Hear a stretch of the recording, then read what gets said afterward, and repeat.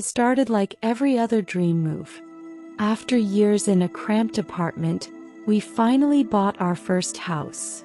A charming, sunlit colonial with a wraparound porch and just enough character. It had 3 bedrooms. One for us, one for our daughter Lily, and a third we called the guest room. Even though no one ever stayed there. Lily was 4. She took to the house fast. But she kept talking about the lady in the blue dress, who visited her room every night. At first we thought it was just imagination.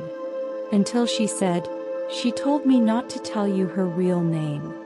I was organizing the guest room closet one morning when I found it. A fresh bouquet of white lilies, still dewy, laid carefully on the shelf. No one had entered the house. The door was locked. No windows were open. My husband swore he didn't buy them. That night, Lily refused to go to bed. "She's mad," she whispered, eyes wide. "Because you moved her things. And because Daddy used to be hers." When I pressed, she said, "She used to live here. She still thinks this is her house." We started locking the guest room. But somehow the door would always creak open at night. Sometimes we'd hear the faint sound of a woman humming. Something old, almost like a lullaby, but not quite. And once I walked in to find Lily asleep on the bed, with someone else's coat draped over her. We hired a plumber to check a leak beneath the guest room floor. He found a wooden box sealed under the floorboards. Inside, a decaying wedding dress, faded blue ribbons, and a letter. It was addressed to my husband, by name. Only it was dated 1963.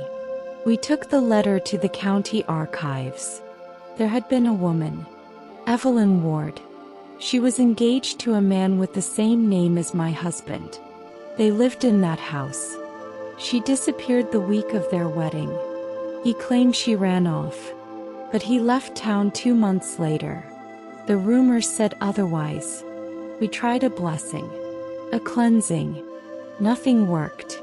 Sometimes, Lily would wake up humming that eerie lullaby. And once she looked at me and said in a low voice, "You'll leave soon too. They always do." The final night, I woke to light streaming from the guest room. The door was wide open. Inside stood a woman in a vintage blue dress, veil trailing to the floor. Her face was half shadow, half light. She whispered, "He made promises." And I kept waiting.